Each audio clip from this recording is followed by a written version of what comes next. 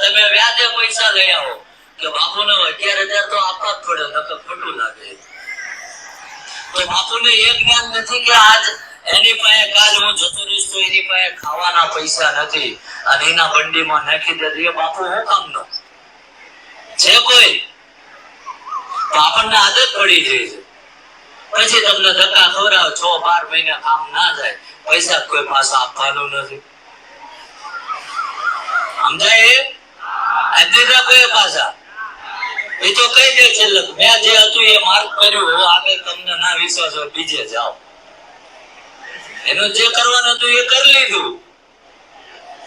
એટલે હું નથી માનતો, અને હું તો જે હું તમને આત્મવિશ્વાસ આપું કે હું જે કરી શકું છું ને એ તમે કરી શકો, પણ તમને ભરોસો નથી. એટલે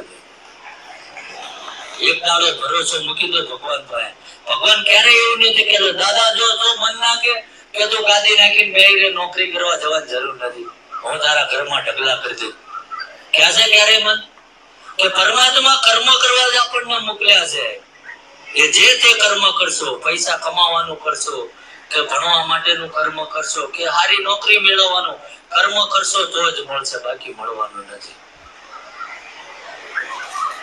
સમજાય? અને કોઈ માણસ અમારે તો આ રોજનું છે, રોજ દાડો 10 થી 12,000 લોકો દર્શન કરવા આવે છે અને અમને જે મળે અમે એને પીરસીને ખવડાવી છે. આની કરતા જગ્યા તમને સારી મળી જાય તો જતું રહેવાનું. કોઈ તમને કહેતું નથી કાંઈ નહીં રોકાવ. સમજાય? કે બીજા અંધશ્રદ્ધા ફેલાવે છે અને અમે હારાય છે એવું નથી કહેતા. એ એમનો ભગવાન એમને શીખવાડતો હોય છે, એવું કરતો હોય છે. અમારો ભગવાન અમને આવું શીખવાડે છે.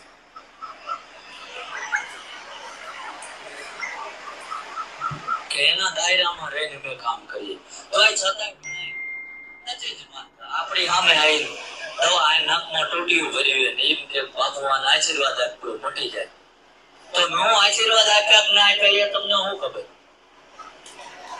જો મારા માથે હાથ મૂકવાથી એ બચી જતો હોય તો હારી હોસ્પિટલો છે એના ચાપે બેહું તમે એમ્બ્યુલન્સમાં ઉતરો, માથે હાથ મૂકું ઘેર લઈ જાઓ, મટી જાય છે?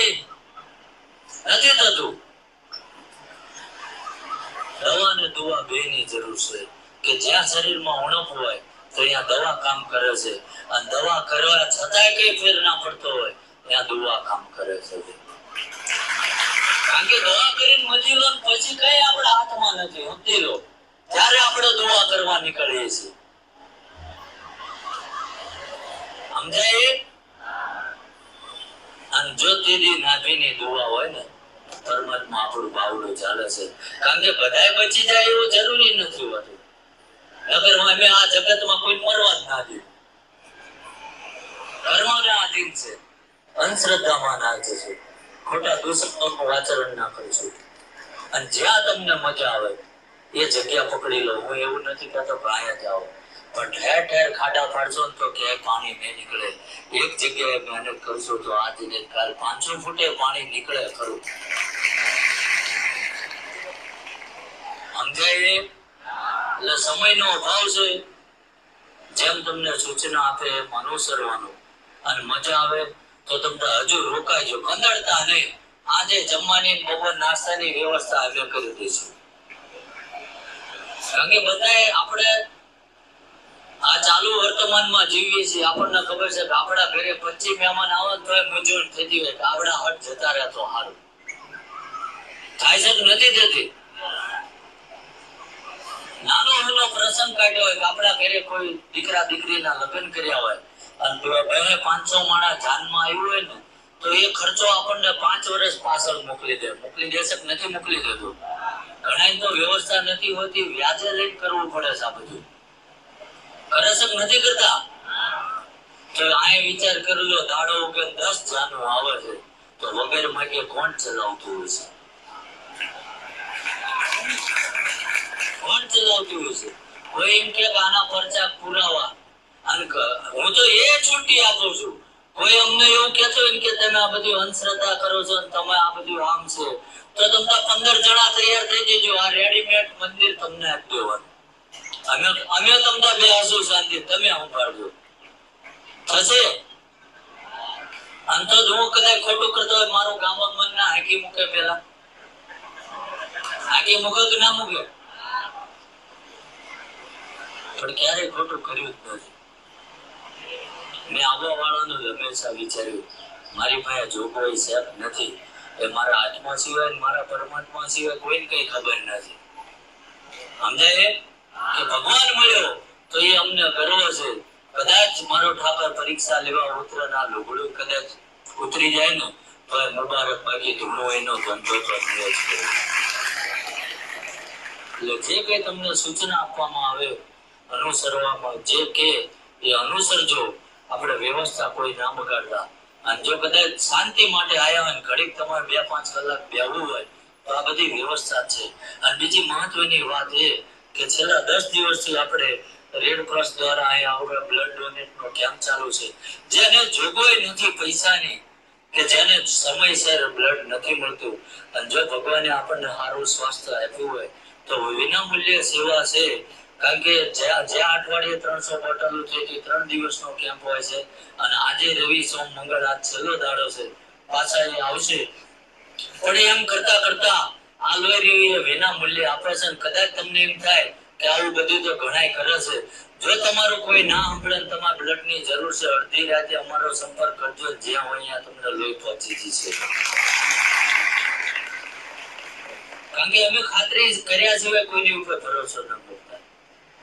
સમજાય કે આ જે સંસ્થા રહે ને એ વિના મૂલ્યે સેવા કરે છે. અને અમે એની કામગીરી જોઈ ત્યારે જ અમે એમને પરમિશન આપી. અને બધું એમે પૂછ્યું એમને કે ગમે ત્યારે અહીં આવવા વાળાને કદાચ લોહી ના આપ્યું હોય, જો જરૂર પડશે તમે આપશો? એમને કીધું કે હા. એવી સરસ એમની કામગીરી છે. એટલે જો ભગવાને આપણને સારું સ્વાસ્થ્ય આપ્યું હોય અને આપણું શરીર સક્ષમ હોય તો બ્લડ ડોનેટ કરજો. અને ખાસ કરીને સૂચના, ભલે શરીર સારું હોય પણ જે બંધાણી હોય ને એ તો 6 મહિના ના જ આપતા હોય. આ કારણ કે આજ તમારું લઈ લે, જો એ કોક હારા માણસ ચડી જાય તો એ પોટેલિયા ચડી જાય. એટલે આપણે હારા થઈ જઈએ પછી આપજો. અને કરીએ પાછળ ખાવાના વાતા હોય દારૂ ના ક્યાં ગોતો. સમજાય?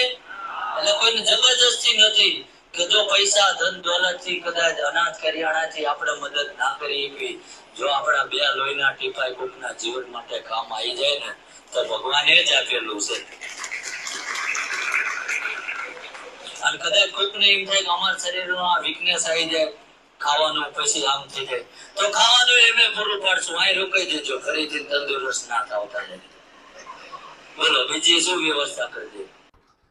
તો મિત્રો, આ હતું શ્રી દાનબા બાપુશ્રીનું પ્રવચન. આશા છે તમે પ્રવચન સાંભળ્યું ને તમને સારું લાગ્યું હશે. અને હું આશા રાખું છું કે પ્રવચનમાંથી થોડું ઘણું જ્ઞાન તમારા જીવનમાં તમે ઉતારશો. કેમ કે દાનબા બાપુશ્રી બહુ સારું એવું પ્રવચન કરે છે. અને જો પ્રવચનમાંથી થોડું ઘણું જ્ઞાન આપણા જીવનમાં આપણે ઉતારીએ તો આપણું જીવન સારું એવું બની જાય છે. મિત્રો, તે હિસાબથી તમને કહું છું, ખોટી અંધશ્રદ્ધા ફેલાવા કે એવો કોઈ મારો હેતુ છે નહીં. મિત્રો, સારું મિત્રો, મળીશું પાછા હવે એક નવા સારા વિડીયોમાં. ત્યાં લગી તમે મને રજા આપો.